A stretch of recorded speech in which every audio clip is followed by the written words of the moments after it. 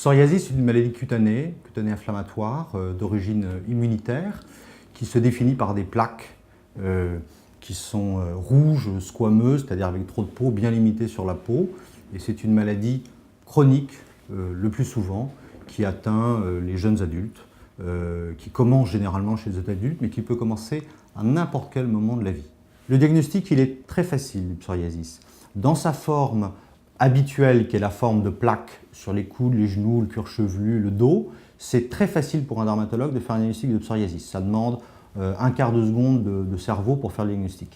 Certaines formes vont être plus difficiles à diagnostiquer, notamment dans des localisations un peu particulières, qui vont être les ongles ou les parties génitales ou le psoriasis des paumes et des plantes. Là, on pourra s'aider d'autres arguments et parfois d'une biopsie, c'est-à-dire d'un prélèvement de peau qui va montrer en microscopie les signes de psoriasis.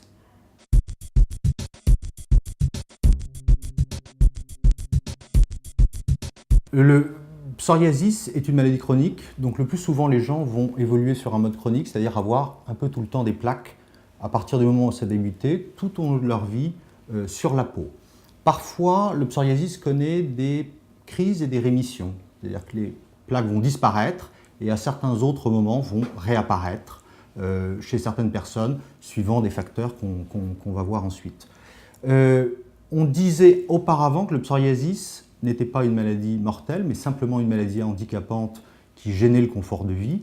On en est revenu sur cette idée, puisqu'on a observé qu'il y avait quand même une surmortalité chez les patients qui avaient un psoriasis sévère et que l'espérance de vie était diminuée dans la population des gens qui avaient un psoriasis vraiment étendu.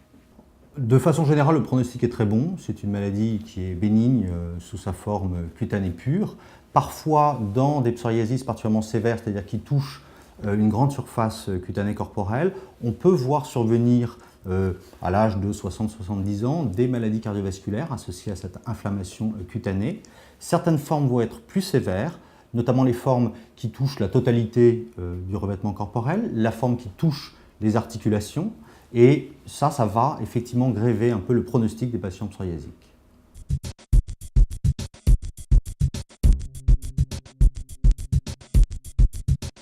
Alors, il y a autant d'hommes que de femmes qui sont atteints de psoriasis. C'est une maladie qui est fréquente dans la population générale, à peu près, on dit entre 2 et 5% de la population générale, donc ça fait plusieurs centaines de milliers de patients en France.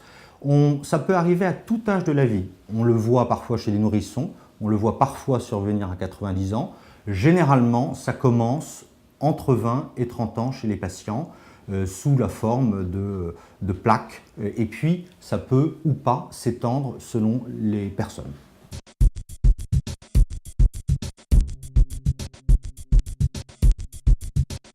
Alors le rhumatisme psoriasique, c'est le pendant articulaire du psoriasis cutané. Certains patients psoriasiques, on évalue à peu près à 10%, vont avoir une forme articulaire de psoriasis associée, qui peut précéder ou suivre d'ailleurs la forme cutanée, où on va retrouver des douleurs inflammatoires des mains ou de la colonne vertébrale ou des pieds, avec des déformations parfois, et le diagnostic sera fait à ce moment-là par un rhumatologue. Il y a beaucoup de communautés quand même entre la polyarthrite rhumatoïde et le rhumatisme psoriasique. Ce n'est pas toujours facile de les différencier. On considère notamment que le rhumatisme psoriasique amène une déformation plutôt des extrémités des doigts ou des orteils, contrairement à la polyarthrite. On peut voir également certaines différences dans le sang, puisqu'il y a des marqueurs dans le sang de polyarthrite rhumatoïde qui n'existent pas dans le rhumatisme psoriasique. Mais parfois, ce n'est pas très facile à différencier. Le fait majeur, c'est d'avoir du psoriasis sur la peau. Si on a du psoriasis sur la peau et des douleurs articulaires inflammatoires, on sera tenté de penser que c'est un rhumatisme psoriasique.